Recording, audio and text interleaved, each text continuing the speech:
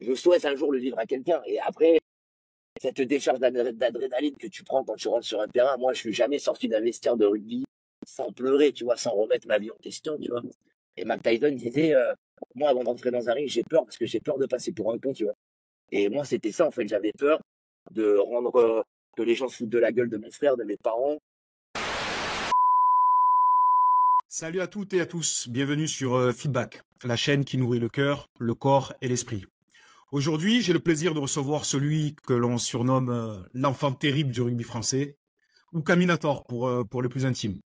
C'est une figure emblématique un peu de notre sport, le rugby. Il est capable de coups d'éclat sur et en dehors du terrain, et c'est pour ça que je trouve que c'est une personne attachante. Le parcours de joueur et d'homme de Julien nous réserve des moments intéressants. Alors accrochez-vous, ça va zouker.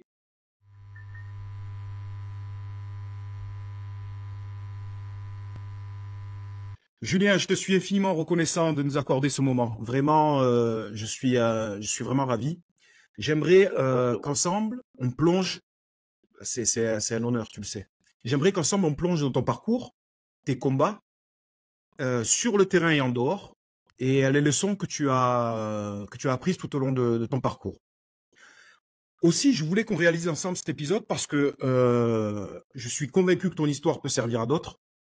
Ta personnalité et ton histoire ne laissent personne indifférent. Et je trouve que ton image médiatique n'a rien à voir avec la personne que tu es vraiment. En te rencontrant, moi, j'ai découvert quelqu'un d'inspirant. Je savais que tu étais un joueur talentueux, évidemment, mais j'ai découvert un mec passionné, un mec fou de boulot et un mec authentique. Et en fait, dans mon sport, j'ai croisé très peu de mecs comme toi. Voilà. C'est pour ça qu'aujourd'hui, je voulais que l'on soit ensemble et que tu me partages tout ça. Alors, avant de commencer, je sais pas comment on doit t'appeler, l'enfant terrible, Caminator ou Julien. Est-ce que tu veux bien te présenter, s'il te plaît? Bonjour à tous et à toutes. Avant, je m'aurais dit Caminator, maintenant c'est Julien Caminati, tout simplement.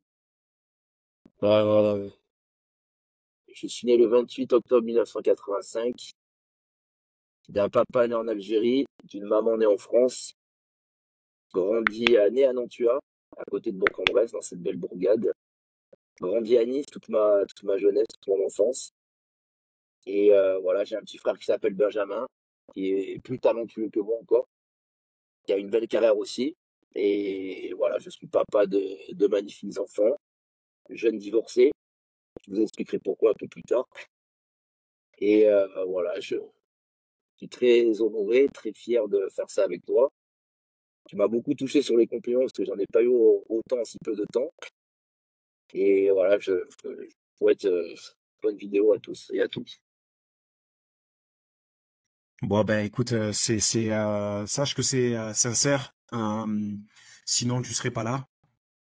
Je, je t'aime profondément pour ce que tu es vraiment. Voilà, Il c'est n'y ce a que je pas voulais beaucoup de que gens, tu ça. saches. Il y en a très très peu. Enfin, avant, je pensais qu'il y en avait pas plus. Bon, Que maintenant, on va en parler. c'est compliqué. On va en parler. On va en parler. En fait, tu es tellement différent de moi et c'est ce que j'apprécie chez toi. Euh, comment t'as démarré le rugby, toi, Julien? Et puis pourquoi le rugby? Ben, en fait, maman jouait au rugby. Ma mère, elle a été une grande joueuse des Violettes Bressan, une des premières équipes féminines qui a un peu cassé la baraque. Et elle a eu deux sélections, je crois, en équipe de France. Mon papa faisait du rugby, mon oncle faisait du rugby, enfin tout le monde faisait du rugby. En fait, à 4 ans, mon père, je le suivais un peu partout. Il jouait à Antibes à l'époque, avec le père de ma femme, tu vois, comme quoi. Et très tôt, ben voilà, il y avait toujours un ballon voilà, à la maison. Je suis quelqu'un d'assez hyperactif, donc ben, pour mes parents, ça a été un peu un soulagement de voir que voilà, ça m'a plu. Et en fait, j'ai commencé à Antibes parce que au grand club de Nice, à l'époque, ils prenaient qu'à partir de 5 ans. Et, euh, et du coup, ben, après, à 5 ans, je suis parti à Nice et j'ai fait toutes mes classes là-bas. Et quand j'ai eu 10 ans, je crois, il me semble, voilà, moi j'ai grandi en HLM, quartier populaire. Et en fait, nous, c'était le football. En fait, on jouait au foot. Donc, très vite, j'ai eu les deux pieds. Et à l'âge de 10 ans, Je suis allé j'ai joué à Jean-les-Pins avec un copain à moi qui jouait, son père jouait avec le mien. Et en me voyant jouer en bas au quartier, il m'a dit, bon, il faut que tu mettes le petit au foot, il faut l'essayer, il a quelque chose. Donc j'y suis allé, ça s'est bien passé. Bon, très vite, j'ai été attaquant, je traversais les filets à la Olivier Hatton. Et à la fin de la saison, moi, donc, j'avais mercredi, samedi, entraînement avec le rugby. Lundi, jeudi, c'était entraînement de foot. Et je faisais les tournois. Le matin, je faisais le foot. L'après-midi, je faisais le rugby, les tournois le samedi. Et à la fin de l'année, il y a des recruteurs de l'OGC Nice qui sont venus voir mes parents pour que je rentre au centre de formation au OGC Nice. Et en fait, j'ai pas voulu y aller parce que moi, c'était les copains, le banga et le pitch à la fin de l'entraînement de rugby. Et voilà, le rugby, ça a toujours été. Je pense que j'ai baigné dedans très tôt, mais voilà, c'était vraiment les copains en fait. Quand j'arrivais au rugby, tu pouvais avoir des lunettes, être gros, dégueulasse, petit, grand, costaud, maigre. Tout le monde t'aimait en fait. Alors qu'au foot, il y avait déjà un esprit, c'est le fils de l'entraîneur qui joue, c'est le fils de lui, il faut être comme ça. Très vite, j'ai compris qu'il fallait rentrer dans un moule. Et autant te dire que c'est pas du tout ma façon de faire en fait. Donc, et le rugby, on disait école, enfin, je pense qu'on dit toujours école de la vie, école de rugby, mais on te prend pour ce que t'es en fait. Et c'est ça qui m'a plu. Après, le fait d'être aussi un enfant un peu hyperactif, je pense que quand je rentrais sur le terrain, ça me faisait du bien, ça me soulageait, je pense. Je lâchais les chevaux. Moi, j'allais pas à un entraînement, j'étais en dépression même à 5 ans, tu m'emmenais pas à l'entraînement, j'étais un caprice. Voilà, ça a toujours été quelque chose je sais pas, c'est quelque chose qui est ancré en moi, c'est profond, en fait. Voilà, après, arrivé en minime, on a commencé à voir qu'il y avait quelques qualités quand même. Bon, il fallait un cadre, évidemment, mais et en fait, très tôt, moi, comme Crabo, je suis parti faire un essai en cadet. En cadet, je te dis, en cadet, première chose, faire un essai à Narbonne pour un centre de formation. Et fatalité, à la fin de l'échauffement, je me pète. Donc l'entraîneur, il était dégoûté parce qu'il a vu qu'il y avait quelque chose, il y avait quelque chose en moi. Et j'y suis retourné en Crabos première année, en fait. Moi, à Tunis, moi, j'ai grandi dans les pas de Jeff Tordo, de Christophe Fournier, de toute cette grande génération de Chirani, tu vois. Moi, quand j'étais petit, j'ai pas raté un match de la première en étant ramasseur de balles, tu vois. Dis-toi, je prenais même dans le sac à dos avec ma serviette pour me doucher avec les joueurs dans la piscine du vestiaire, tu vois. J'étais la, j'étais la mascotte de l'équipe, en fait. Et, euh, et du coup, moi, partir à Narbonne, jouer à Narbonne, qui était en top 16 à l'époque, c'était un rêve, enfin, c'était fantastique, en fait. Et voilà, très vite, je suis arrivé avec Sylvain Charlet, à qui je fais un bisou, à mon gros, lui qui arrivait de Toulouse. Et tu sais, à l'époque, c'était les premières années, ils jouaient en équipe 2, les deuxièmes années en équipe 1. Et bon, et nous, évidemment, on est arrivé direct en équipe 1. Et très vite, j'ai senti qu'il y avait quelque chose, en fait. Très, très vite, je me suis dit, bon, là, frérot, je suis pas fan de muscu. Moi, ce que j'adorais, c'était m'entraîner. J'ai eu la chance de croiser Thierry Dezoum, qui est maintenant patron du Paparazzo, qui a eu une affaire incroyable. Et bon, la première année, ils m'ont tiré du centre de formation, évidemment. C'est beaucoup trop stable, des très bons joueurs, je stable. Et en fait, Thierry s'est porté garant pour devenir mon tuteur pour que je puisse rester au centre de formation. Et en fait, nous, à l'époque, tous les joueurs on allait dans son acte qu'il avait en face du lycée à Narbonne. Moi, j'allais pas en cours pour être avec tous mes potes là-bas. Et en fait, à la fin de l'année, je lui devais 150 euros. Et bien évidemment, personne ne le payait. Et moi, à la fin de l'année, je suis allé le voir, tout fini. Je lui ai dit, écoute, Thierry, voilà, j'ai pas de quoi te payer. En fait, je suis désolé. Je sais que tu montes une plage privée à Saint-Pierre-la-Mer à côté. Pour te rembourser, je travaille avec toi, en fait. Et quand tu penses que je t'ai remboursé, c'est fini, tu vois. Et je pense que ça l'a surpris. Du coup, j'ai bossé avec lui. Donc, je montais la plage. La nuit, je faisais le gardien avec Nassim, aussi, à qui je fais un bisou. Et moi, j'avais la vie de rêve, en fait, tu vois, plage privée, sable fin, à Narbonne. Et en fait, un jour, il m'a dit, bon, tu vas venir avec moi, on a rendez-vous avec le président de l'école de rugby, en fait, de l'association. Et il lui a dit, voilà, écoute, qu'est-ce qu'il faut faire pour garder Julien? Il lui a dit, il faut une aide d'émancipation de ses parents. Ils l'ont reçu au bout d'un quart d'heure. Et Thierry m'a dit, voilà, je suis ton tuteur. Donc, je dormais chez lui le week-end et la semaine, j'étais en centre de formation. Et voilà, avec lui, il y a une histoire d'amour qui s'est créée. Je pense qu'il a jamais dû me dire je t'aime, mais voilà, c'est quelqu'un avec qui j'ai énormément de respect, autant que mes parents, tu vois, c'est quelqu'un que je porte dans mon cœur énormément. On est toujours en contact, même si je réponds pas au téléphone comme d'hab, voilà, c'est grâce à ça que c'est parti. Et à la fin de l'année, malgré tout, je me suis fait virer quand même parce que t'as commencé un peu à sortir, à découvrir un peu le monde de la nuit, tu vois. Donc, vu que j'étais plutôt bon sur les pas de danse, du coup, j'ai beaucoup aimé.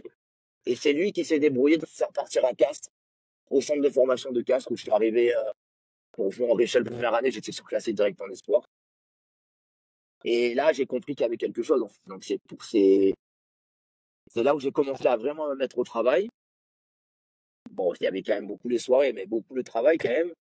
Et bon, évidemment, quand je fais une équipe qui gagne, enfin, aux vacances de Noël, j'aurais dû passer un contrat de stagiaire pro.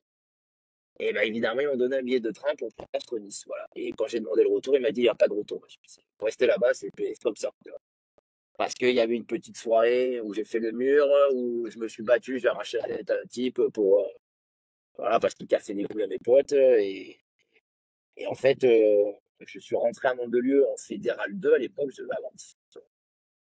Fédéral 2 à l'époque, il n'y a pas de jeunes de 18 ans qui jouaient, c'était que des mecs de 30, 35 piges qui avaient connu un peu quand je jouais à Mandelieu. Donc j'ai joué à l'époque contre Bastia, il y avait les Lapiat, Larue, Valiorgue, Nico Sénès, tu vois, des mecs, à l'époque, il fallait une sacrée paire de couilles pour les affronter, tu vois.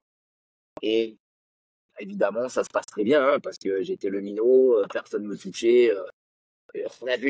Franchement, on avait une équipe de rugby. Il n'y avait pas beaucoup de joueurs de ballon, mais j'avais que de Honor McGregor dans l'équipe, que des Fedor et Emelianenko. J'avais que des mecs qui savaient se battre.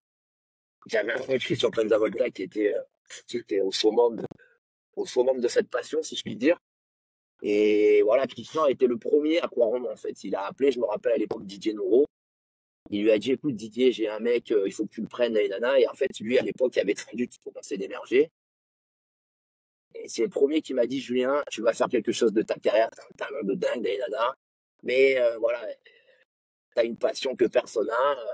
Bon, évidemment, à la fin de l'année, je crache sur un arbitre parce que, comme je suis un peu d'intérêt à la fin du match. Et du coup, je testais 3 ans de suspension. À 18 ans, ça pique un peu, tu vois.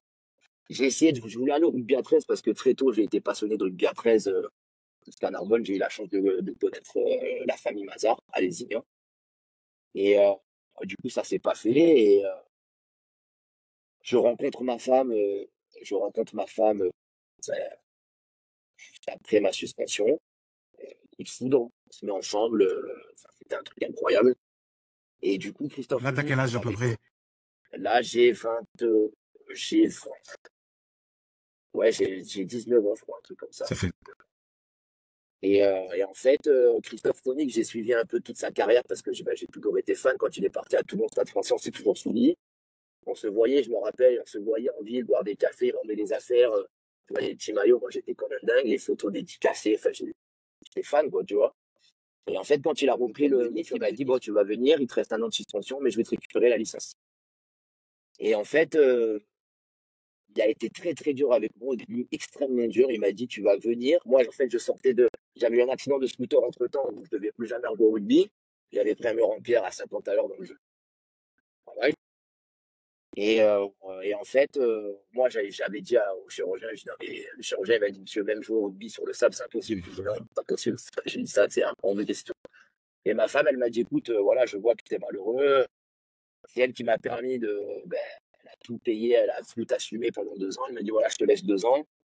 Et moi, à l'époque, c'était juste faire du rugby pour jouer en Fédéral 1 à Nice, jouer dans le Var, parce que je sais que dans notre région, on pouvait gagner 1 500, 2 000 euros en faisant 2 entraînements semaine, un match. Et Christophe Monnier m'a dit, écoute, je vais t'envoyer voir un prépa physique. Moi, à l'époque, j'étais barman sur des plages privées, donc t'as compris que hygiène de vie, moins 50. Et Nico Césure, à qui je fais un bisou aussi, qui a fait partie grandement du début de ma carrière, parce que c'est le premier prépa physique qui m'a fait aimer la muscu. Donc du coup, on va faire un essai dans un stade à côté, là, une piste athlétisme. Bon, très vite, au bout de 2 tours, j'ai explosé comme un popcorn, vomito, laxif, défibrillateur, en fait, tu vois, la totale.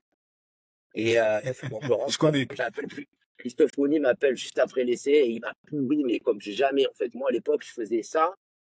Et de temps en temps, j'allais travailler au Black avec un pote à moi, un menuisier, tu vois.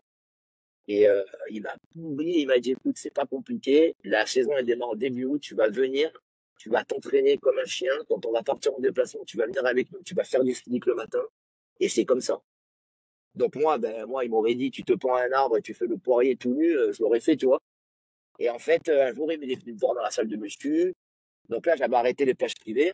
J'ai commencé à travailler vraiment au black avec ce menuisier. Donc la semaine, je faisais 6h, 17h. Normalement, c'était 6h, 18h. Il me lâchait exprès le mec au parc des sports à Chalerman, enfin aux Arboras, pour que je puisse faire ma muscu, après enchaîner le rugby.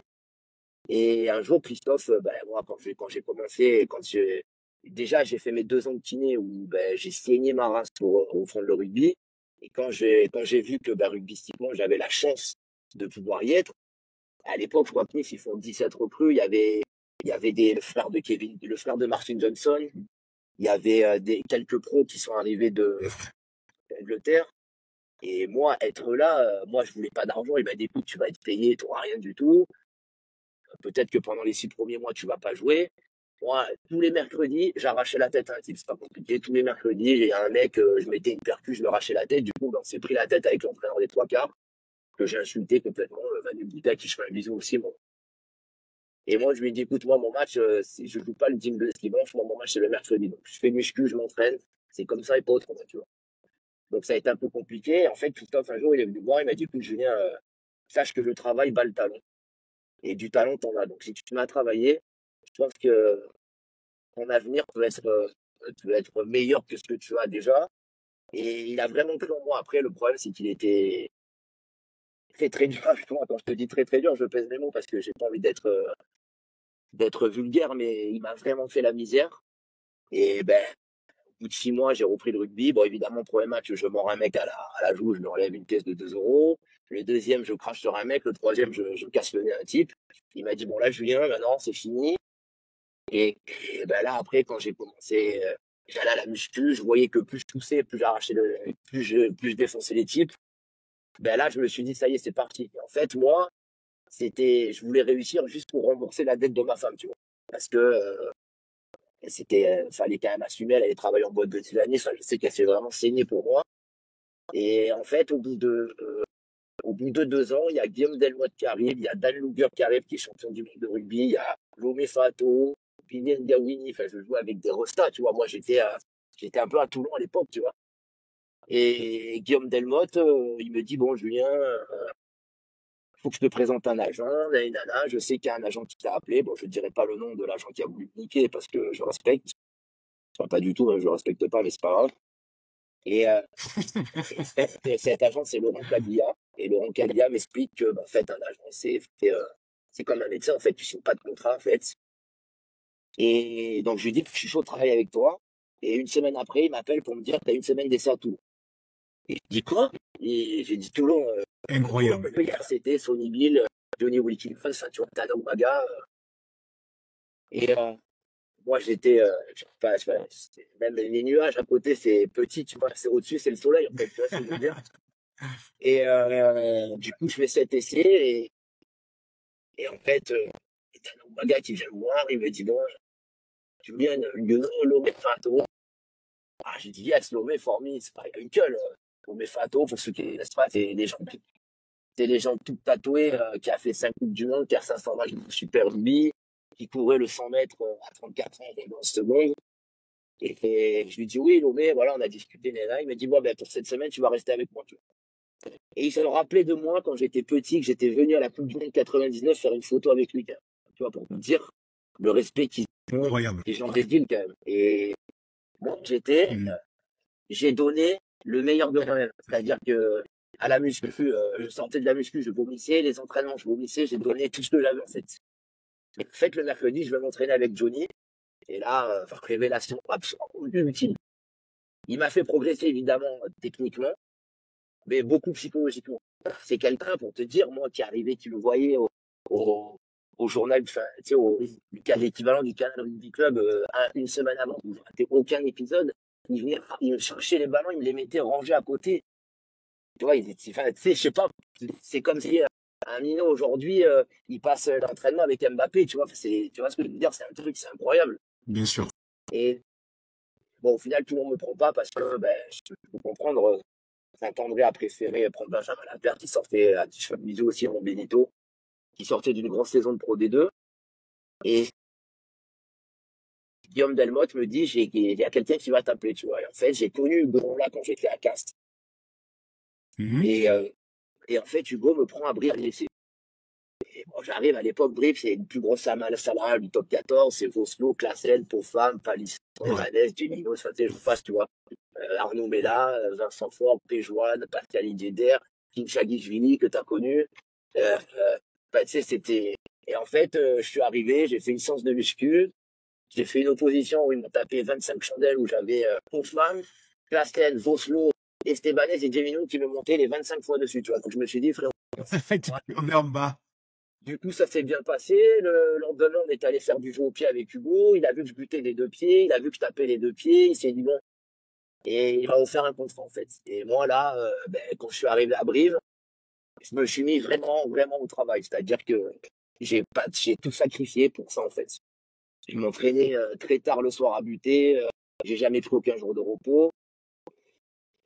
Là où Hugo, il est très, très fort, c'est que, voilà, il m'a emmené comme il fallait, en fait. Il m'a pas fait jouer les matchs qui étaient délicats ou en plus Brive jouait le maintien, tu vois. Donc, là où il a eu des couilles, c'est que le mec, il m'a appris pour être second joueur en top 14 pour jouer le maintien, quand même. Il faut en avoir une sacrée paire entre les jambes, quand même, tu vois. Et il me met 24e le premier match contre le Racing Métro, je me rappelle, avec les Chabal et compagnie, la grande équipe. Et moi, je sais pas ceux qui connaissent le stade du Borussia Dortmund, le mur jaune, quand je suis sorti du tunnel, je fais 24e, faut savoir que tu crois que tu joues, mais tu joues pas, en fait. Ben, non, ça, je le savais pas, moi, juste de mettre les crampons, J'ai connu, j'ai beaucoup connu. de voir c'est Arnaud Mella, c'est, tu vois, Vincent Fogg, tu vois, tous ces mecs-là, les caméras, les trucs comme ça, le ballon nickel, la pelouse, c'était une moquette. Moi qui m'étais tapé des matchs dans les plus gros recoins de France, avec des terrains, je vous en parle même pas. Et je sors, je vois cette tribune unité vert pleine, et là, je me suis dit, c'est bon, c'est fait pour moi. Là, je joue, je tue des gens, c'est obligé. Il n'y a pas photo, en fait. Donc, le match se fait, nana, impeccable, et fin du match, je vais taper au bureau du gros, je lui dis, coach, il faut que je te parle. Il me dit, qu'est-ce qu'il y a? Je lui dis, je suis prêt. Il m'a dit, comment ça? Ben, j'ai dit, ah, tu me fais jouer là avec ça, là. Ça va bien se passer, t'inquiète pas. Je vais peut-être prendre un carton jaune, mais je pense que je peux faire deux, trois coups d'éclat quand même. Et bon, du coup, il m'a expliqué qu'il allait me faire jouer la Coupe d'Europe, tu vois, la petite Coupe d'Europe, qui à l'époque, on avait Sey dans la poule avec Marc Couetto, avec Dwayne Peel, tu vois, ça c'est des mecs que je voyais à la télé. Enfin, moi, à partir du moment où je me voyais à la télé au canal rugby, enfin, je sais plus comment ça s'appelait avant, le journal du dimanche ou l'émission rugby, quoi. Je me voyais dans l'écran, pour moi, déjà, c'était incroyable, tu vois. Je jouais dans des stades de 100 personnes en Fédéral 1 avec Nice. Ça, c'était déjà un truc de dingue, tu vois. Ouais. Et fatalité, il y a eu des blessés. Mon premier match de top 14, je l'ai fait en remplaçant au centre, où j'avais jamais joué centre de ma vie. Et je remplaçais Estebanez qui se blesse à la 30e. Et en face de moi, il y a la grande équipe de Perpignan, Merty, Mermoz, Olivo. Enfin, tu vois, c'est des mecs qui étaient champions je crois qu'ils ont été champions cette année ou l'année d'avant. Et voilà, je rentre, c'était une bouteille de No Explode. J'ai fait une mi-temps, j'avais l'impression d'avoir joué 8 matchs de Fédéral 1. Et là, je me suis dit, bon, là, les frérots, c'est parti. Et je sais pas pourquoi, mais le soir, je rentre à la maison, j'ai dû manger, je vous mens pas, 5 kebabs. J'ai fait la plus grosse hypoglycémie de l'histoire.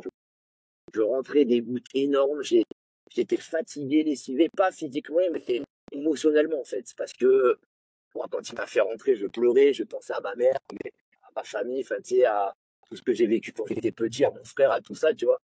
Un petit frère, lui, il joue à Toulon. Il a fait toutes ses classes à Toulon de cadet, pour sport-études jusqu'à Espoir. Et, euh, et après, très vite, il est arrivé le match contre Clermont. Donc, c'était mon premier match titulaire de top 14. Et là, j'ai explosé, en fait. Ma femme, elle est rentrée. Et en fait, il y a mon meilleur ami qui est venu me faire une surprise. J'étais en train de me faire la coupe à la tondeuse en écoutant du rap américain dans la salle de bain, la coupe à la Taxi Driver, tu vois. Je me suis dit, aujourd'hui, il va se passer quelque chose, en fait, tu vois. Et on gagne le match. Je crois que je mets une ou deux pénalités de 50 mètres. Et, euh, et en fait, ils n'auraient jamais dû me dire que j'avais carte libre pour le week-end, en fait, parce qu'on avait fini, tu vois. Donc, j'ai fait ça dîner. Ouais. Et à partir de là, ben, tout a été exceptionnel. Bon, après, j'ai eu des hauts débats, tu vois. J'ai eu le petit contrôle positif au cannabis. J'ai eu la petite bagarre en boîte qui m'a coûté un peu cher. Et au final, c'est la première fois de ma carrière où je me suis posé la question. Voilà, je me suis dit, il voulait pas me garder l'année où on descend Pro D2, donc c'est l'année où Hugo, il part. Et en fait, Hugo, il m'a vraiment il m'a chamboulé ma vie dans le sens où, moi, quand je suis arrivé de Toulon, je faisais tout comme Wilkinson. Et un jour, il m'a dit, Julien, tu feras jamais comme lui. Même à 120 ans, si tu vis jusqu'à 120 ans, tu feras pas. Prends ce qu'il t'a appris et fais-le à ta sauce.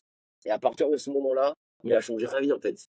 Parce que je me suis mis au travail, il faisait des entraînements. Quand je vois les entraînements qu'il fait un peu à Toto au début qu'il est arrivé, ben, moi, j'avais les frissons parce que ça a toujours été quelqu'un de bon conseil. Il a transformé ma vie, on va pas se mentir. C'est quelqu'un que j'adore, mais au plus haut point. Et c'est un putain de bonhomme et c'est un putain de coach, en fait. Et je sais qu'à Brive, quand il joue le maintien, il peut y avoir des discords. Tu vois, la première année, je me rappelle, on s'est mis dans les vestiaires à huis clos à 8 heures du soir pour voter pour le virer, tu vois. Quand ça arrive à moi, j'ai 3 mois de club. Enfin, tu vois, je dis, les gars, moi, je ne vote pas, en fait. Parce que je vois bien que tous ceux qui votent, c'est ceux qui jouent pas. Je peux l'entendre. Mais les gars, on joue le maintien. Donc, d'entrée de saison, la première réunion, on savait qu'on allait galérer, en fait. Il réalise mon rêve de petit garçon. Je vote pas, les gars. Je me dis, je vote pas, il n'y a pas moyen, en fait. Et j'ai senti déjà que, sans le faire exprès, j'avais déjà posé mes couilles sur la table un peu, tu vois. Mhm. Et après, ben, quand Hugo il est parti, ben, le club voulait pas me garder, nanana, mon agent a eu réunion. Moi, je leur ai dit, écoutez, je vous le dis, je vous regarde dans les yeux, je vous dis, vous me laissez faire ma suspension et je vais vous rendre au centuple le fait que vous me gardez. Donc, je peux partir du club.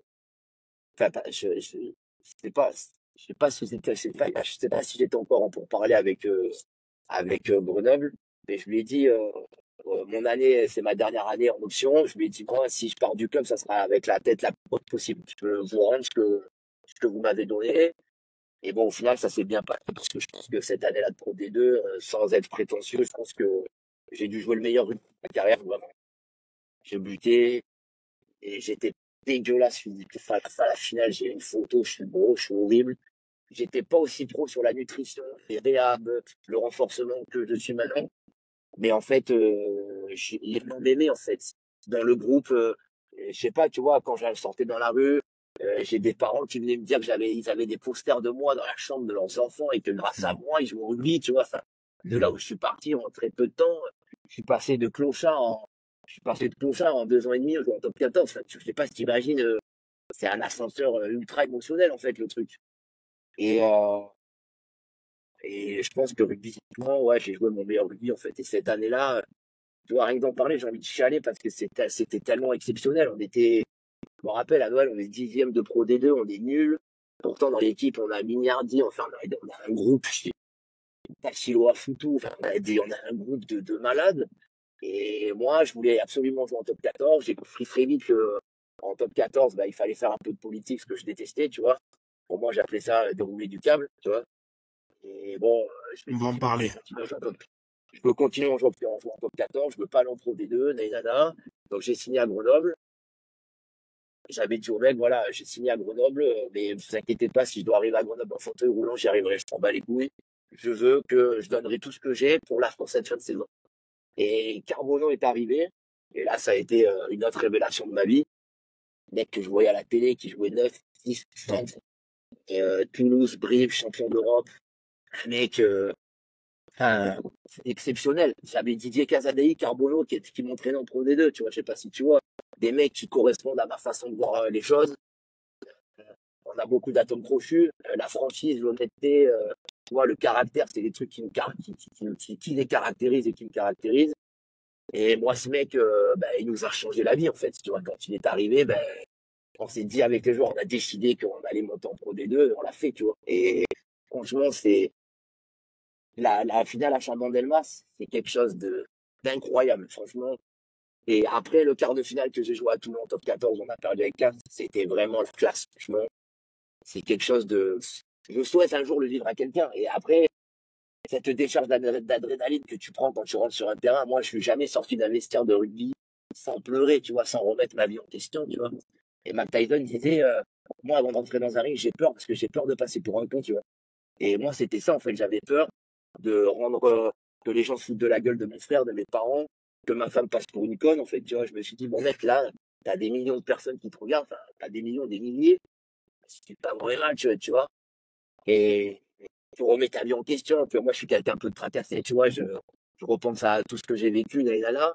Et les mecs, quand ils me voyaient dans le couloir, et très vite, ils comprenaient qu'aujourd'hui, ça allait être compliqué, tu vois. Parce qu'ils me voyaient sortir en pleurant, j'avais toujours des coupes de cheveux un peu bizarres. J'ai un peu les arcades ici, tu vois, qui tombent, donc je chialais tout le temps. J'ai toujours eu un style un peu bizarre, tu vois, un peu russe, tu vois ce que je veux dire. Et ça a toujours, j'ai joué avec passion, en fait. Je pense que même des fois, quand je regarde les matchs que je faisais, je me dis, putain, mais j'étais capable de faire des trucs comme ça, tu vois, c'est un truc de dingue, quand même. Donc ouais, l'adrénaline, c'est des moments c'est pour ça que je peux comprendre que les jeunes maintenant fassent des burn-out parce que, bon, ben moi, je vous expliquerai un peu en détail après, mais il y a personne au travail, quand tu arrives à ton travail, qui te disent, tu vois, qui t'applaudissent, 20 000 personnes qui t'applaudissent, ça n'existe pas, tu vois. Tu joues pas avec des mecs, et tu vois, le rugby, j'ai appris, je l'aimais parce que j'étais un passionné, mais j'ai appris à être amoureux de ce sport parce que j'aime ce sport pour l'heure que tu passes dans le vestiaire, ses regards. Il n'y a pas un mot, ça sent le camphre, le bruit du strap, le bruit des crampons, les regards que tu fais.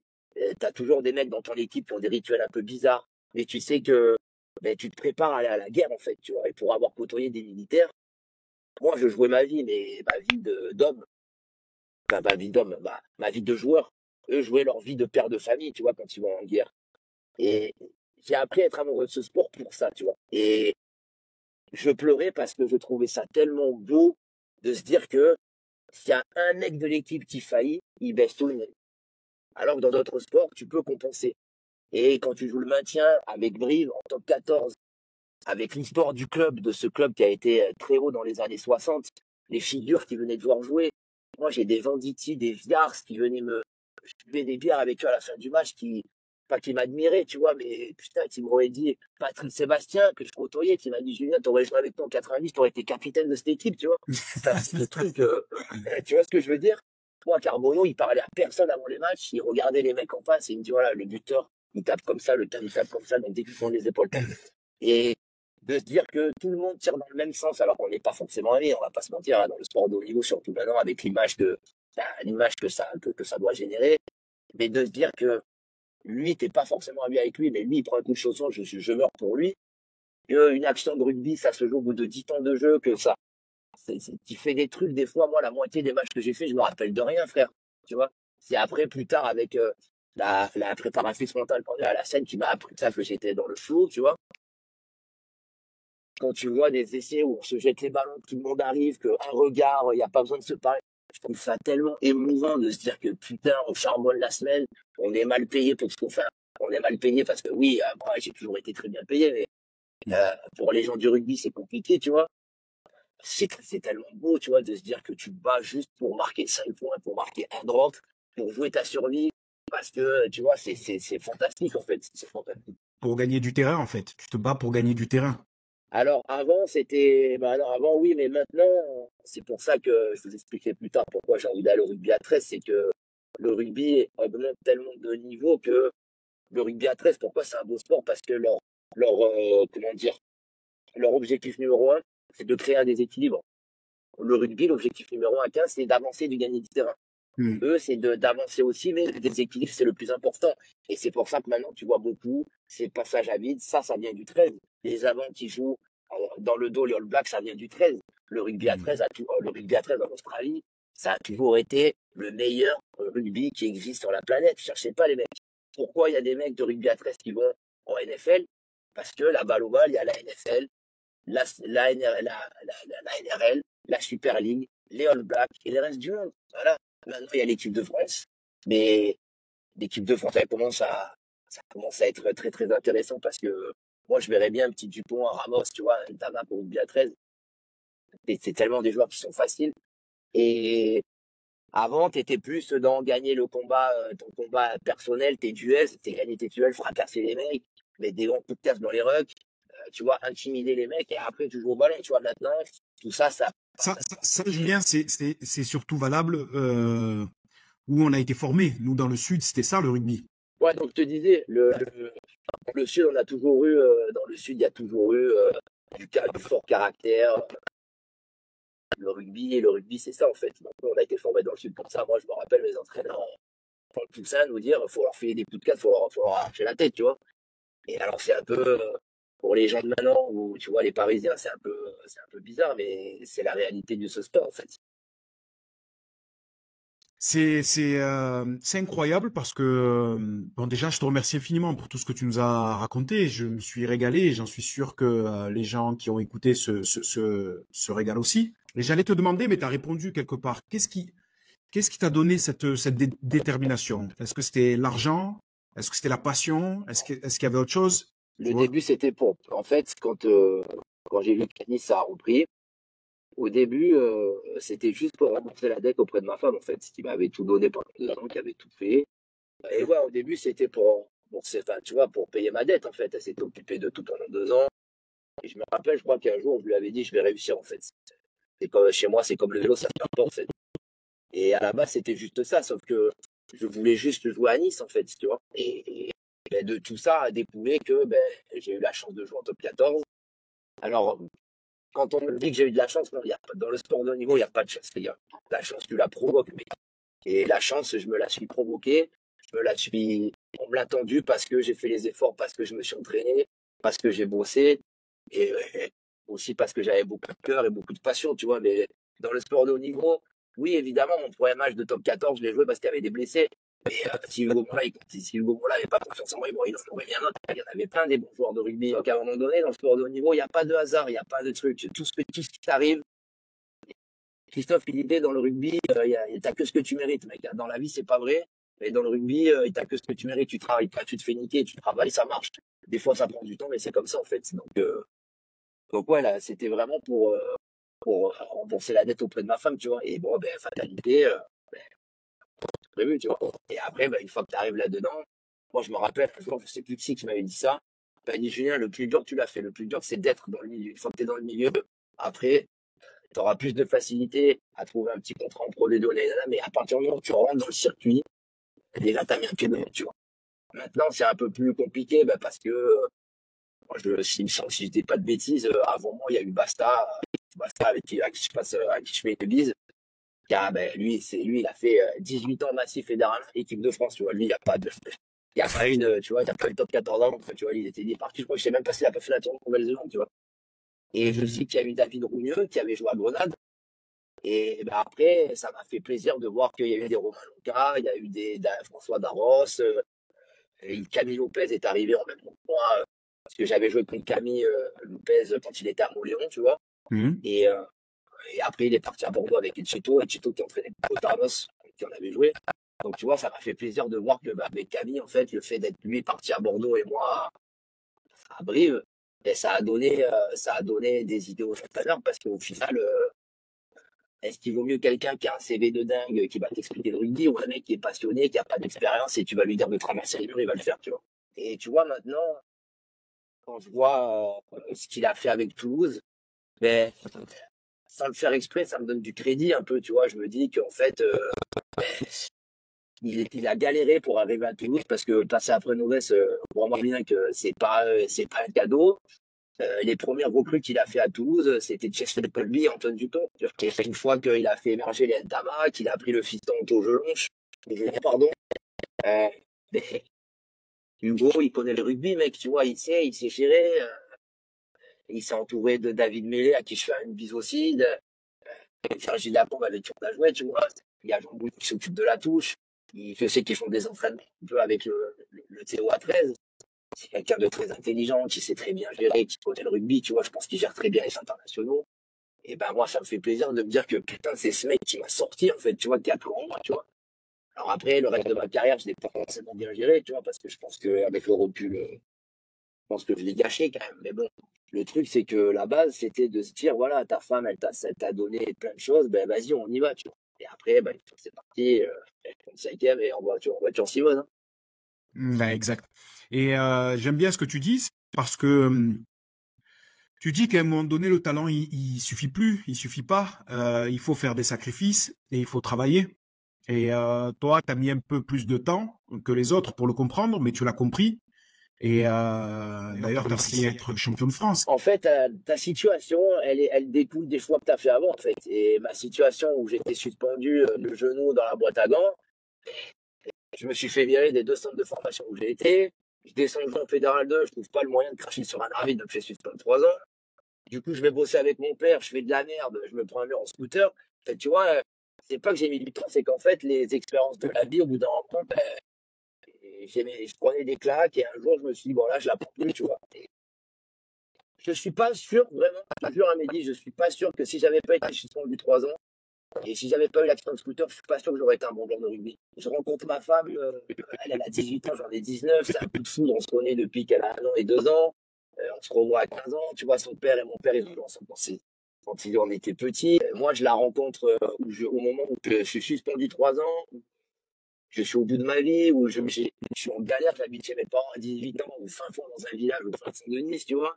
Et je rencontre cette meuf, c'est, voilà, ça a été j'ai frotté la lampe dans Aladdin, quoi, d'exceptionnel. Elle m'a donné confiance en moi, elle m'a permis de m'ouvrir sur la vie, de voir un peu plus loin que le bout de mon nez. Ben, c'était un truc de dingue, en fait. Et là, je me suis dit, voilà, quand tu fais les bonnes choses, la roue, elle tourne en bonne faveur. Et je sais pas, je respecte la religion, vraiment. Et je sais pas si je crois en Dieu, en tout cas, je sais qu'il y a quelque chose. Quand tu fais bien, quand tu fais du bien autour de toi, quand tu fais les bonnes choses, généralement, tu provoques la chance, il y a des trucs positifs qui t'arrivent, en fait.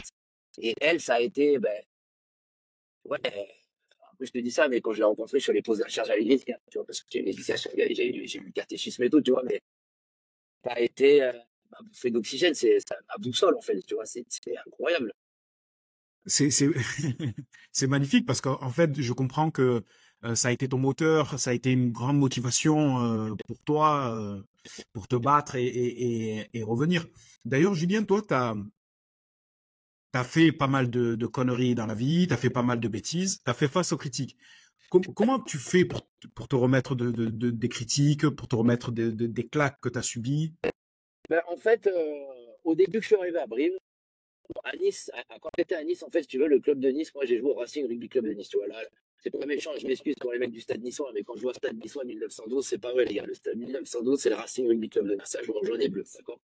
Le stade niçois, c'est 2010 ou un truc comme ça. Je m'excuse, hein, les gars, mais il faut rétablir la vérité quand même, tu vois.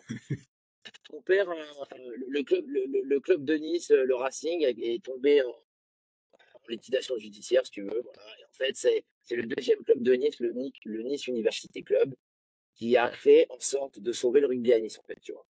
Et mon père suspendu 1 an, frappé tout le monde, des bagarres, tu vois, enfin, même que moi, quoi. En fait, tu vois, les chiens font pas les dents, en fait.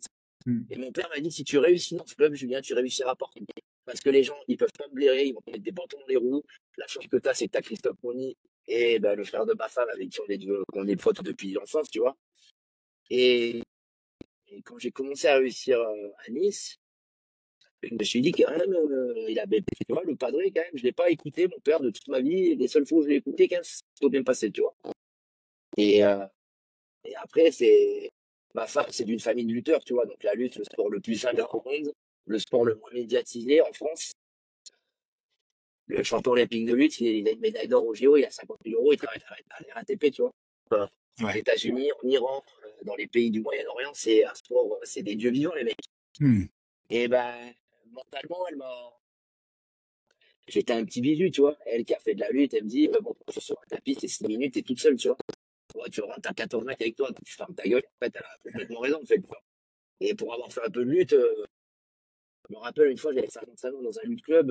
Je crois que c'était à la fin de ma première année en pro. Je luttais contre des Tchétchènes qui avaient 15 ans, qui mangeaient des œufs et du jambon toute la journée, qui faisaient de la muscu. Je me suis fait autofiler, frérot.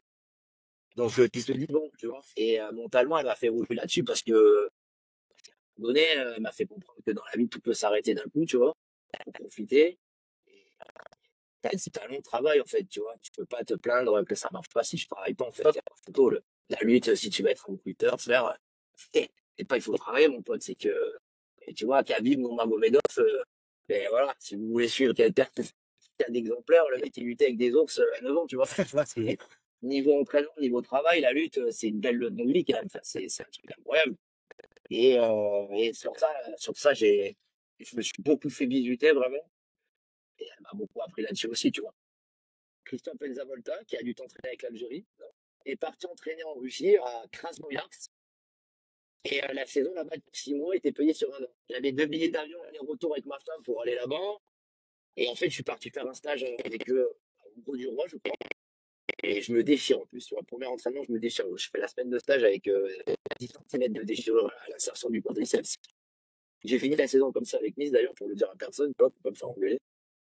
Et très vite, l'autre il m'a présenté comme la future P6. Et je me rappelle, le capitaine, il m'a dit, ben, on va voir. C'est bon, prouve-le. Première action, je l'ai pris à lui, KO, percu, KO. Et tiens, c'est bon, je vais lui présenter. Allez.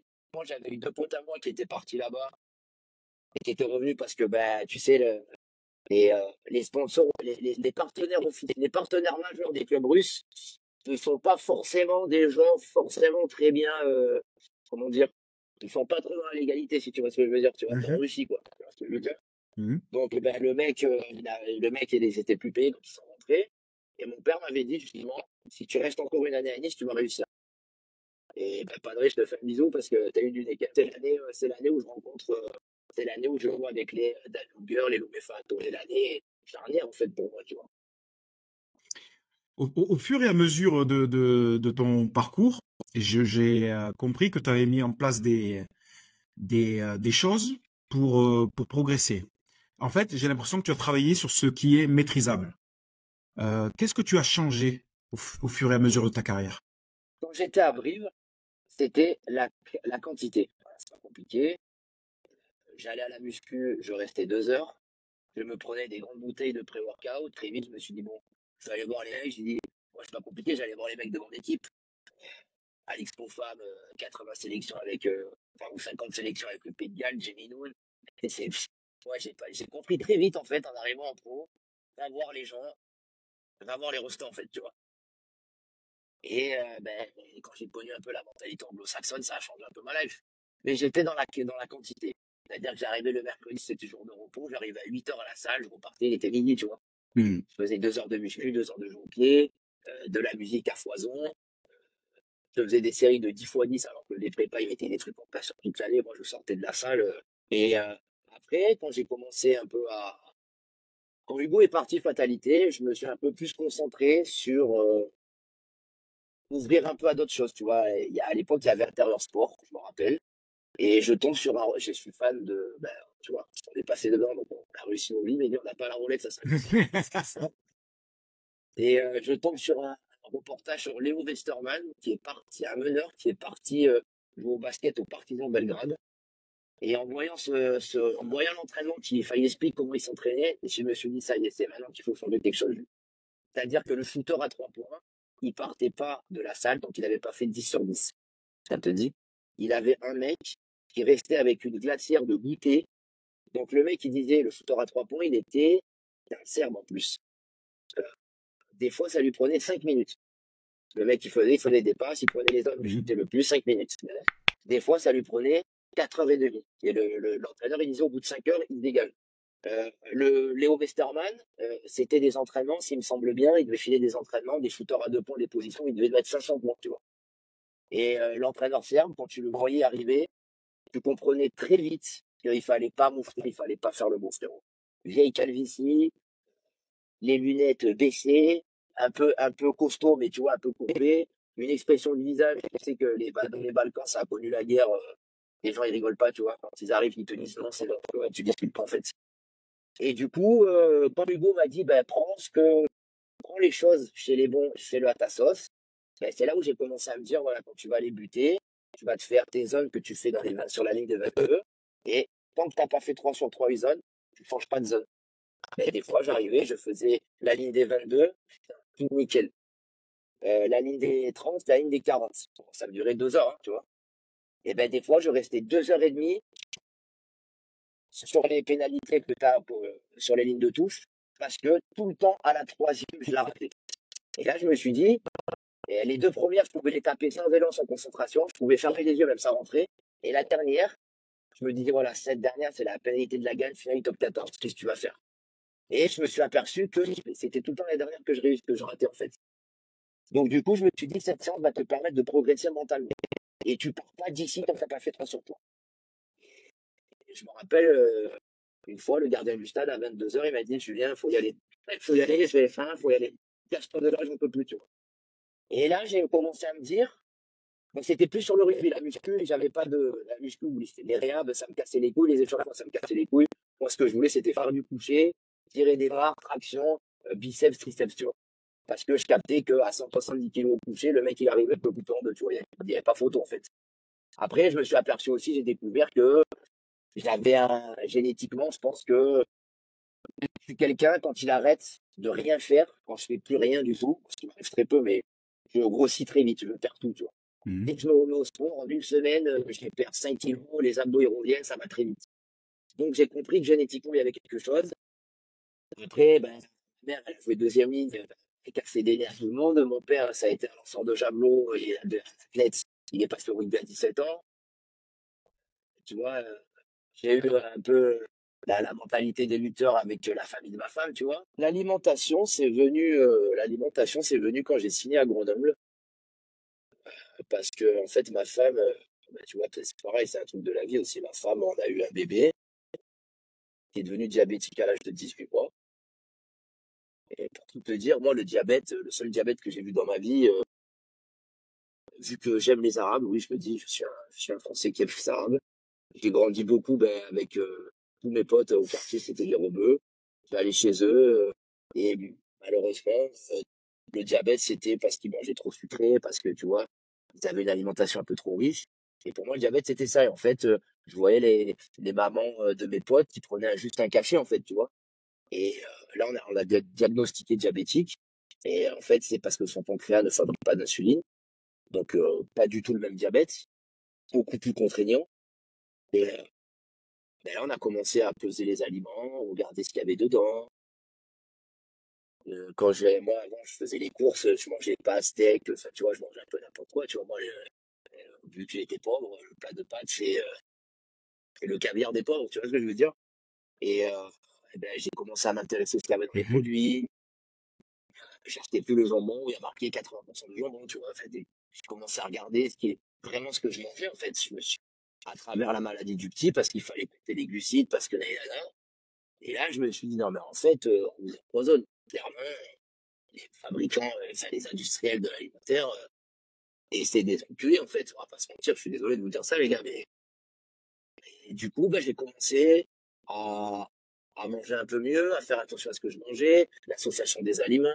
Bon, c'était encore un peu comme je suis. Je pense que c'est avec beaucoup d'amour, mais très, très mal organisé. Après, quand je suis arrivé à Castres, j'ai passé un cap. Là, j'ai commencé à être dans le détail, mais j'ai commencé à me dire, je veux manger des bons produits. Et bon, à Grenoble, très vite, ça a le fait parce que j'ai surfé sur la vague de la saison de Pro D2. J'ai signé un contrat, un très gros contrat, un gros salaire. Et là, je me suis dit, tout ce que je veux, c'est du bio. Donc, je dépensais entre 2000 et 3000 balles de bouffe par mois, tu vois, pour te dire le psychopathe, tu vois. J'ai acheté Ça coûte cher de bien manger. tout ce que je mangeais, c'était pas à moins de 100 kilomètres de chez moi, tu vois. Il y a Carmona, je me rappelle plus de son prénom, un ancien joueur de Grenoble, qui nous faisait des cartons de viande à 150 euros, tu vois. Moi, je lui ai dit, tu peux me le vendre 500 balles, je te l'achète. C'est toi qui les nourris, c'est toi qui, tu vas chercher ton carton à l'exploitation. Moi, je voulais manger, voilà, tous les magasins bio, je les ai faits. Donc, du coup, ben, en rentrant dans ces magasins bio, ben, tu vois des produits que tu n'as jamais vus, le curcuma, c'est c'est con, tu vois, mais les flocons d'avoine, le petit épeautre, j'ai commencé à découvrir des trucs qui étaient super bons pour mon corps. Moi qui m'entraînais beaucoup, ben, ça a marché, tout simplement. Le miel, il faut que ce soit du vrai miel. Associer le miel avec, enfin, tu vois, tous ces petits trucs-là, j'ai découvert au fur et à mesure. Et ben après, je me suis dit, voilà, la maladie du petit, faut que, ben, c'est malheureux, c'est triste, mais il faut que tu t'en serves. En positif aussi bien pour lui que pour nous, tu vois. Ça nous a fait mieux manger, bien manger.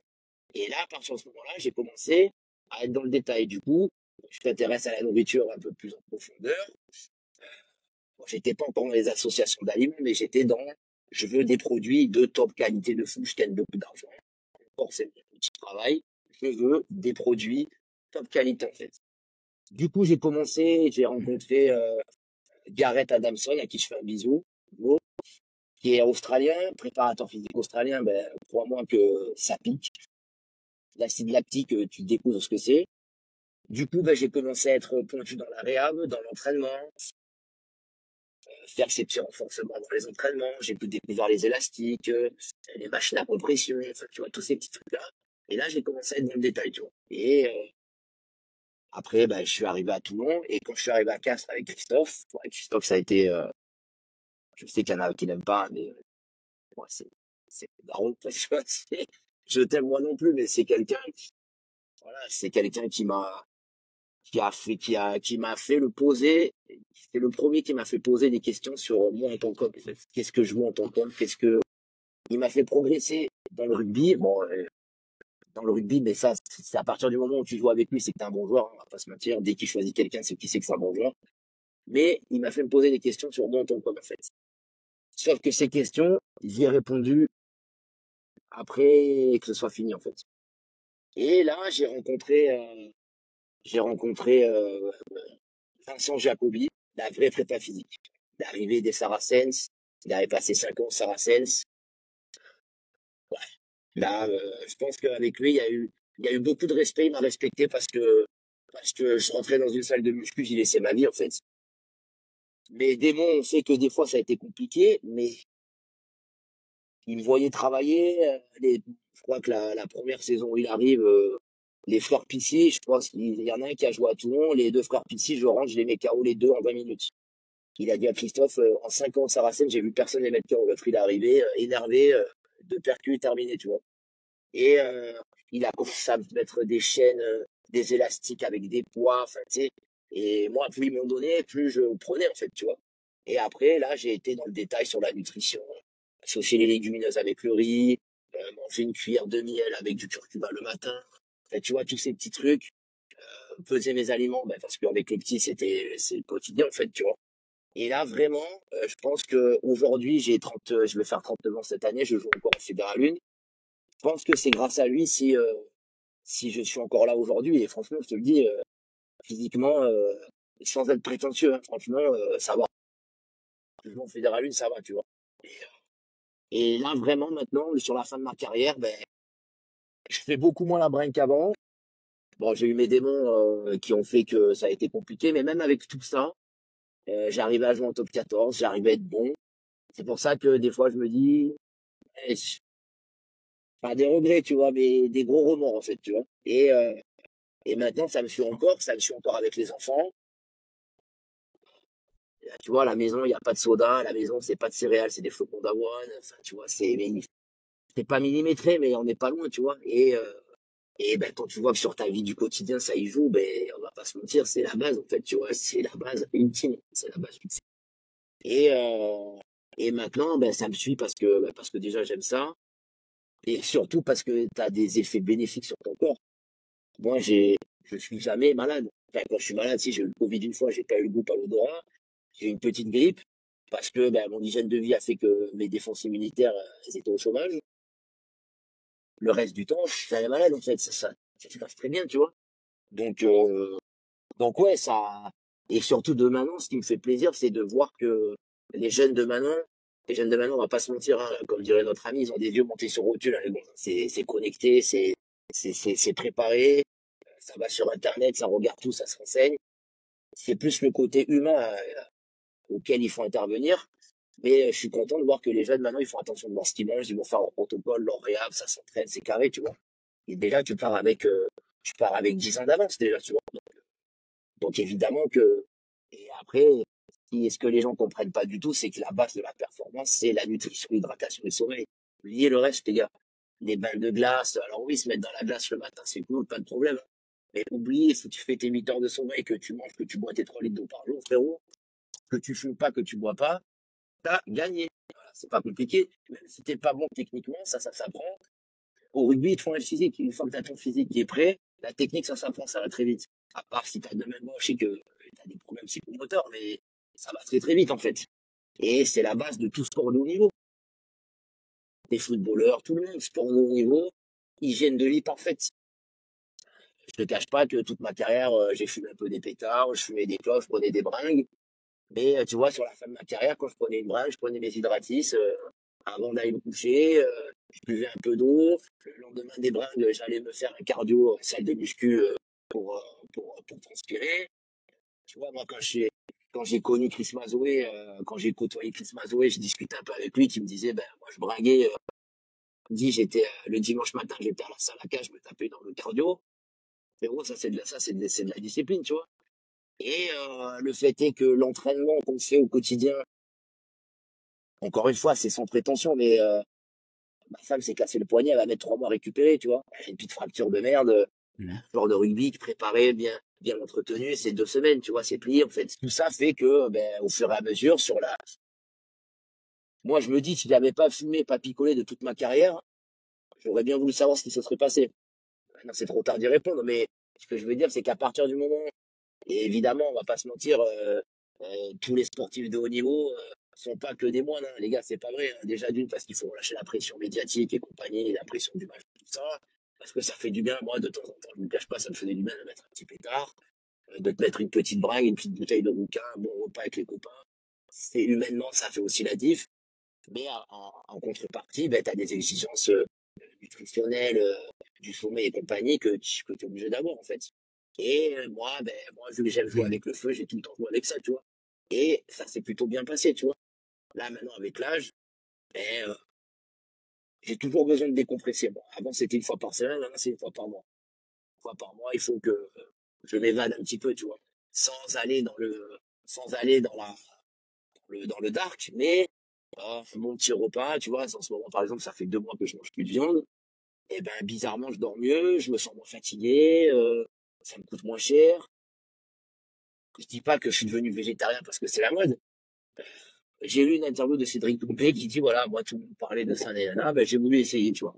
Ben, j'ai essayé et ça marche. Enfin, ça marche. Évidemment que c'est très chiant.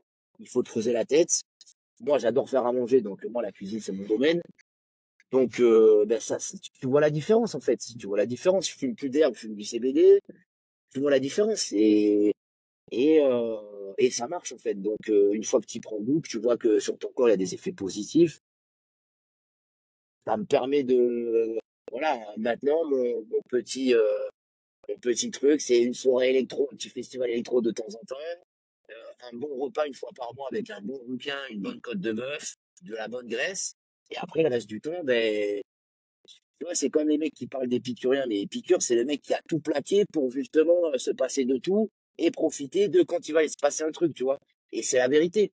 Quand t'as pas mangé de viande depuis 2 mois, que tu te fous à table, t'as pas bu d'alcool depuis 2 mois, rien du tout, tu te fous à table avec un bon côte du Rhône, un bon Saint-Émilion, une bonne côte de bœuf persillé, Je l'apprécie.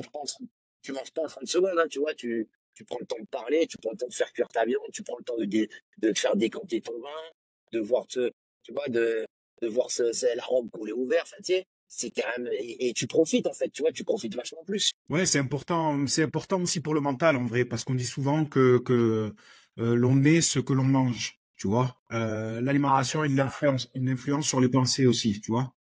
ben, de toute façon, c'est pas compliqué, tu te fous une semaine où tu te bouffes que du McDo, que du gras, tu vas arriver sur le terrain, tu vas être dégoûté, tu vas être en dépression parce que t'es gros, t'es dégueulasse, tu vas tout le temps avoir faim. Tes pics de glycémie, ils vont faire que monter. Moi, je vois avec le petit, quand il a la glycémie à 300, je peux te garantir qu'il faut pas lui casser les couilles, hein, tu vois ce que je veux dire? Donc, forcément, ça joue sur ton quotidien, en fait, sur ta façon d'être, sur tout. Quand tu bois tes 3 litres d'eau, que tu manges pas de viande de la journée, que tu as pris ton petit miel, que tu as mis tes épices. Moi, j'ai beaucoup de liens très forts avec la communauté musulmane, avec mes, avec les Arabes. Et ben, tous les plats, c'est fantastique. Il y a des épices, l'huile de Nigel, j'ai découvert ça, c'est fantastique. Le miel à l'huile de Nigel, c'est, putain, les gars, prenez pas de stéroïdes, hein, je vous le dis. Ça, le matin, avec un peu de curcuma, arrivé, tu vois ce que je veux dire? Et ben, en découvrant ce qui se passe chez les, c'est ça, en fait, la beauté du monde, c'est que c'est pas la différence qui doit faire peur, c'est au contraire, c'est la différence qui te fait progresser, en fait, tu vois. Moi, j'ai toujours aimé prendre le bon chez les gens. Mais en fait, c'est magnifique, tu vois, c'est magnifique. En plus, j'aime bien la nourriture.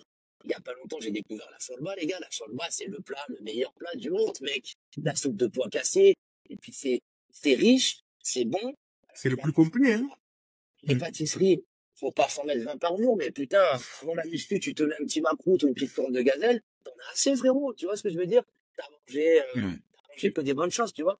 Et, ben, c'est aussi ça qui fait que les autres cultures, les autres, ouais, les autres cultures, font que bah moi c'est la bouffe. Ben, c'est fantastique, c'est fantastique. Ouais, ça, en fait, ce qui est intéressant, c'est de se servir de ce qui est bon dans les autres cultures ou ailleurs. Et d'ailleurs, toi, tu parles beaucoup des joueurs étrangers durant ta carrière, ils ont eu une grande influence, j'imagine. Ah bah oui, bah Moi, forcément. moi, par exemple, je me suis rendu compte qu'ils avaient une façon de voir le rugby complètement différente de nous, joueurs français. Que ça soit dans l'approche du rugby, que ça soit dans la préparation et même au sein d'un vestiaire, tu vois. Ils sont pas dans le jugement. Le truc, c'est que moi, déjà, avec les joueurs étrangers, vu que j'étais nul à l'école, je leur parle en anglais. Et en fait, je me suis aperçu plus tard que pourquoi tous les joueurs étrangers m'ont adoré, tu vois. Pourquoi le Fato, il a parlé de moi à Tana Umaga. Quand je suis parti à Grenoble, Tana Umaga, il avait parlé de moi à Nigel Hunt. Quand je suis parti à Toulon, Nigel, il avait parlé de moi à Manono. Et tous les mecs des îles, tout le temps, j'ai toujours eu l'impression que bah, j'étais leur chouchou, tu vois. Mais en fait, je dis, voilà, moi, je veux apprendre l'anglais, je te parle en anglais, tu me réponds en français. Toi, tu travailles ton français, moi, je travaille mon anglais. Et en fait, si je fais un pas vers toi, fais un pas vers moi, en fait. Tu vois.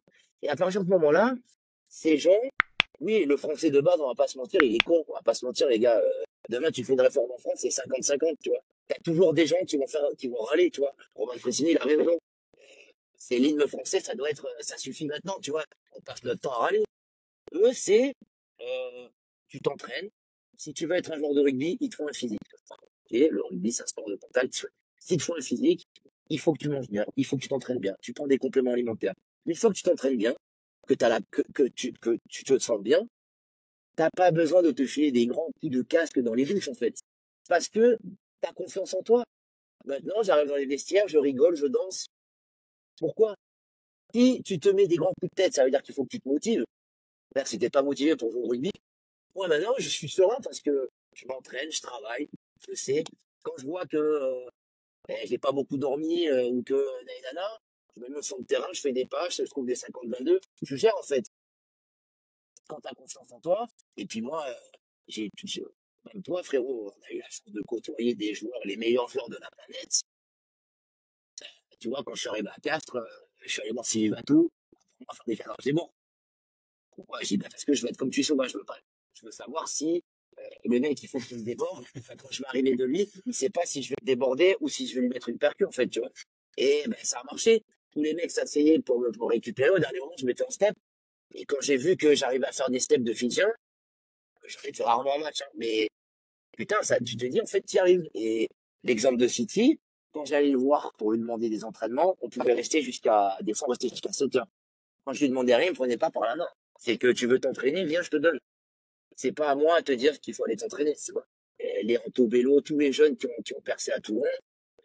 Moi, je me rappelle quand j'étais à Toulon, c'est Tiano, tu vois, tous ces ninos que j'adore, à qui je fais une bise. Ça a été élevé à la mamelle de Wilkinson, de Baptiste Mota, de Daniel Rousseau.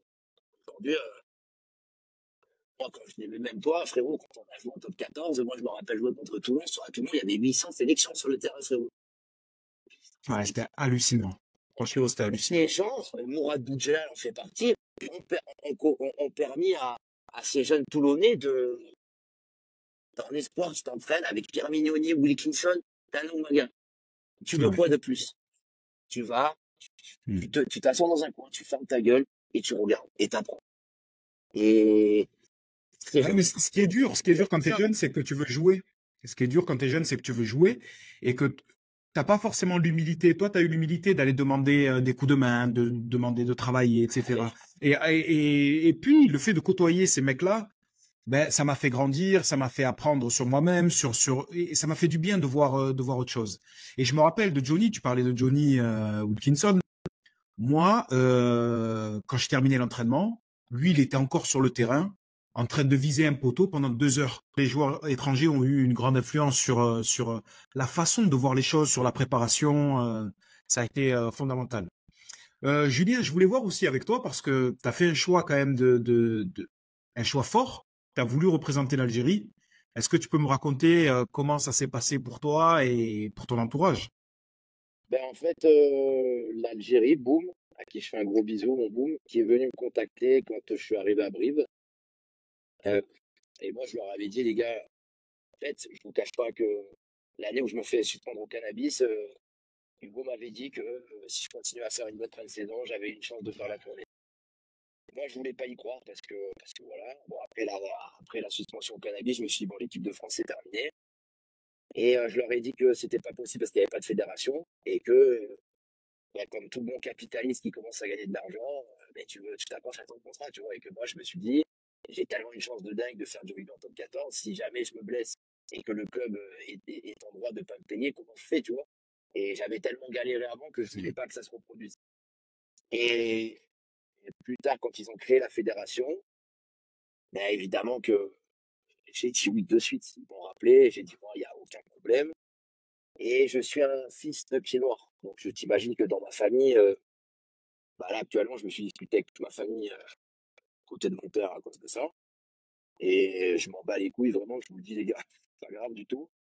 Et en fait, j'ai eu la chance de faire, contre l'avis du club de Castres, évidemment, parce que ils voulaient pas me virer, une semaine après la finale du top 14, de faire un tournoi à 7 avec l'Algérie, où j'ai connu Terry, où j'ai connu Boris, tournoi à 7 à Montauban. Et moi, je passais d'hôtel 5 étoiles, de façon les top 14 à Formule 1 à Montauban dans la zone industrielle, chiottes et salle de bain dans les couloirs.